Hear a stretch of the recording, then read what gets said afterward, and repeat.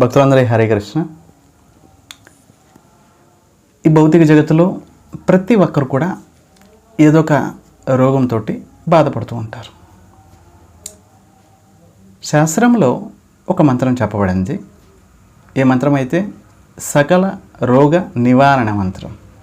ఈ మంత్రాన్ని ఉచ్చారణ చేస్తే ఎటువంటి రోగమైనా తగ్గిపోతుంది.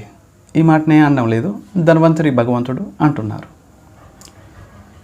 ఇక ప్రశ్న వస్తుంది, స్వామి కేవలం ఒక మంత్రం ఉచ్చారణ చేస్తేనే అన్ని రోగాలు పోతే ఇన్ని రకాల మెడికల్ షాపులు, ఇన్ని రకాల హాస్పిటల్స్, ఇంతమంది డాక్టర్స్, ఇవన్నీ ఎందుకు? ఒకసారి ఆలోచించండి. ఒక 10-15 సంవత్సరాల క్రితం ఇన్ని హాస్పిటల్స్ లేవు, ఇన్ని మెడికల్ షాపులు లేవు, ఇంతమంది డాక్టర్లు లేరు. మరి డాక్టర్లు, మెడికల్ షాపులు, హాస్పిటళ్ళు పెరిగిపోతున్నాయి, రోగులు పెరిగిపోతున్నారు, రోగాలు పెరిగిపోతున్నాయి. మరి ప్రయోజనం ఏంటి? ఇది ఒక బిగ్గెస్ట్ స్కామ్. హాస్పిటల్స్ పెరుగుతాయి, డాక్టర్స్ పెరుగుతారు, మెడికల్ షాపులు పెరుగుతారు, రోగులు కూడా పెరుగుతారు. కానీ మనం హాస్పిటల్కి వెళ్తాము, ఆ మెడికల్ షాప్కి వెళ్తాము, ఆ డాక్టర్ ఇచ్చిన మెడిసిన్ కూడా తింటాము, జీవితాంతము ఏ రోగం కూడా తగ్గదు. Sugar patient, BP patient, cholesterol, ఏ రోగాలైనా సరే. ఎందుకంటే ముఖ్య కారణం, ఏ డాక్టర్ కూడా మీరు కొన్ని ఆహార నియమాలని పాటించండి, ఈ విధంగా పథ్యం ఉండండి, అలాంటప్పుడు మీ రోగం తగ్గుతుంది. ఈ మాట ఎవరైనా అంటారేంటి? ఏ డాక్టర్ అయినా, ఏ డాక్టర్ చెప్పడు. ప్రతి డాక్టరు కేవలం రాసిస్తాడు మెడిసిన్, ఈ మెడిసిన్ మీరు తీసుకోండి అని అంటాడు. అంతేగాని ఆహార నియమాలు ఏది చెప్పడు. ఎప్పటి వరకు ఆహార నియమాలు పాటించమో అప్పటి వరకు ఏ రోగం కూడా తగ్గదు. తన జీవితం యొక్క శైలిని మార్చుకోకుండా ఏ రోగం కూడా ఎప్పటికీ తగ్గదు, ఎన్ని మెడిసిన్స్ అయినా వాడినా కూడా. సరే, ఆ మాటలన్నీ మనకెందుకు? మనం ఒక మంత్రం ఉంది శాస్త్రంలో, ఈ మంత్రం గురించి చెప్పుకుందాం. ఒకసారి ఈ మంత్రం ఉచ్చారణ చేయండి, అన్ని రోగాలు తగ్గిపోతాయి. స్వామి ఎలా?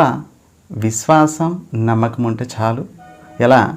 మీకు మెడిసిన్ గురించి తెలీదు, డాక్టర్ గురించి తెలీదు, వేల డబ్బులు ఇచ్చి మెడిసిన్ తెచ్చుకుంటున్నారు, వాడుకుంటున్నారు. అవి ఎలా పనిచేస్తున్నాయి, ఎందుకు పనిచేస్తున్నాయి, ఎప్పుడు పనిచేస్తాయి, ఈ విషయాలు కూడా తెలీదు, వాడుతున్నారా లేదా? అలాగే ఈ మంత్రం ఉచ్చారణ చేస్తే సకల రోగాలు నివారణ అవుతాయి. ఒక్కసారి ఈ మంత్రం ఉచ్చారణ చేయండి.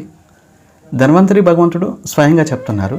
ధన్వంతరి వాచ అచ్యుతానంత గోవింద నామోచ్చారణ భేషజాత్ నశ్యంతి సకల రోగః సత్యం సత్యం వదామ్యహం.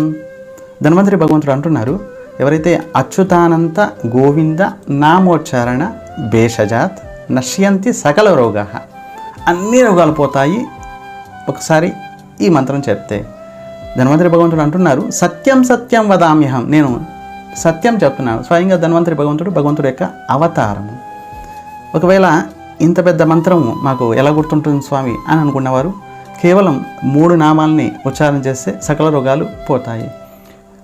అచ్యుతాయ నమః, అనంతాయ నమః, గోవిందాయ నమః. చాలు, ఇంతవరకు చాలు, అన్ని రోగాలు పోతాయి. జీవితాంతం ఎన్నో మెడిసిన్స్ తిని ఉంటారు,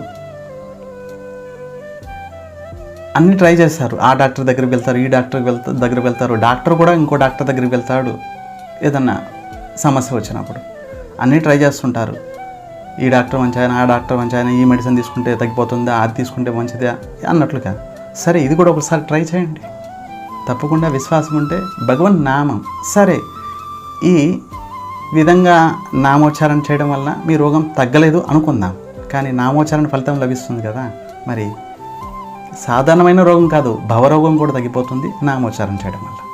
హరే కృష్ణ.